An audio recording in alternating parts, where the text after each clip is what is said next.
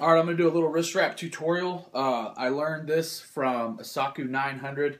He's got a YouTube channel. It's active. He's lived throughout a Boss Barbell, Dan Green's gym, and he's currently in prep for Boss of Bosses 2, I believe. And today I'm going to use this Iron Rebel Anaconda. It's a 24-inch wrap. These are pretty stiff, and you get a pretty. They're stretchy too, so I'd say they're a little more stretchy than stiff, but they get a.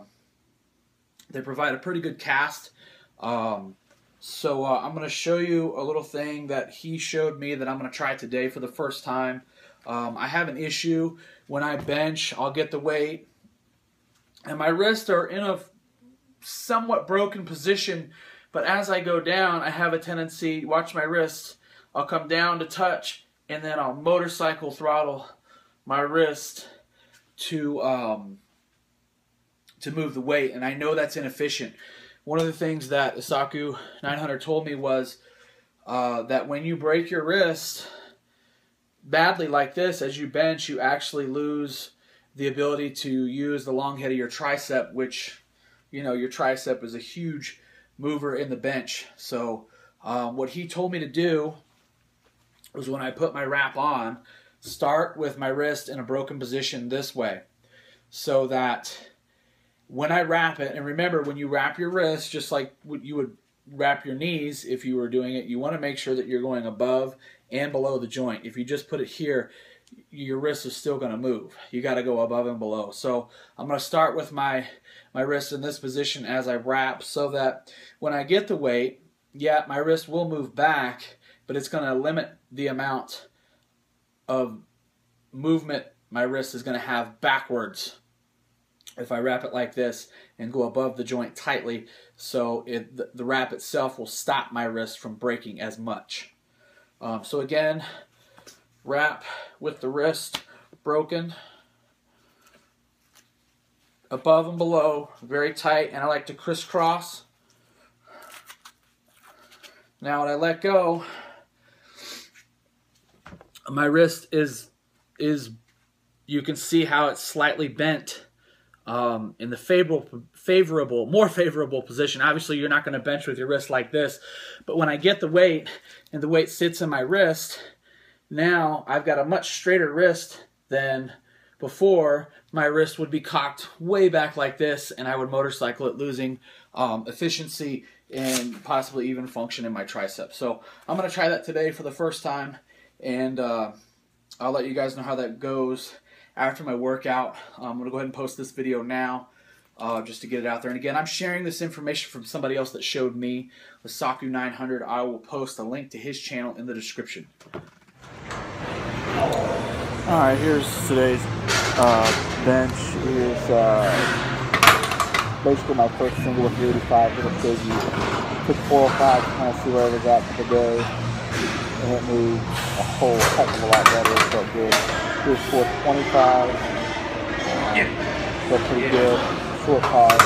Here's my best set of the day. Most good I've lifted since IPL back in November of 2014. Best pause, and it moved okay. I took the advice that I gave at the beginning of the video, and it seemed to make a difference. There was still some wrist action, but it seemed to be better than it was before. I'm going to continue to work on that with the wraps as tight as they can be, and I will then pull my wrist down as I'm applying the wrap. I'm also going to go ahead and go back to my longer wrap, because apparently they're illegal to use according to IPF rules. Like, the double check and make sure that they're not stretched out too long from having them for a couple of years, and they'll be good to go.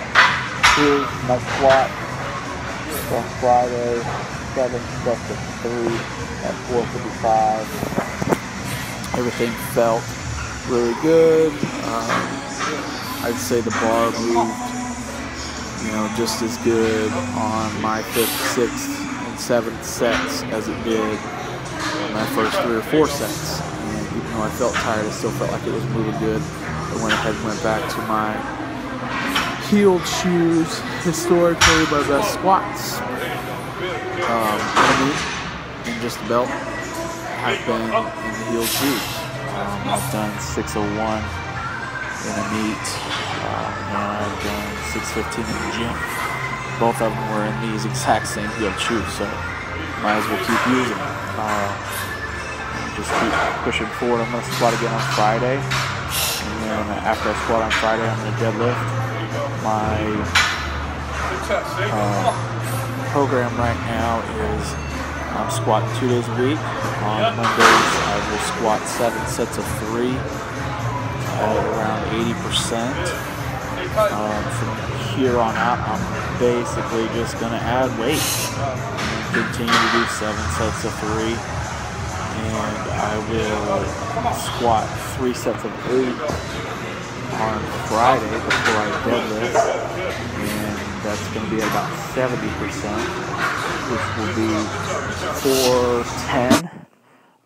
I projected my max at 570 based on my 545 by 3 a couple weeks ago, and I know that seems a little conservative, but my technique has been kind of poopy, so that's why I made that projection.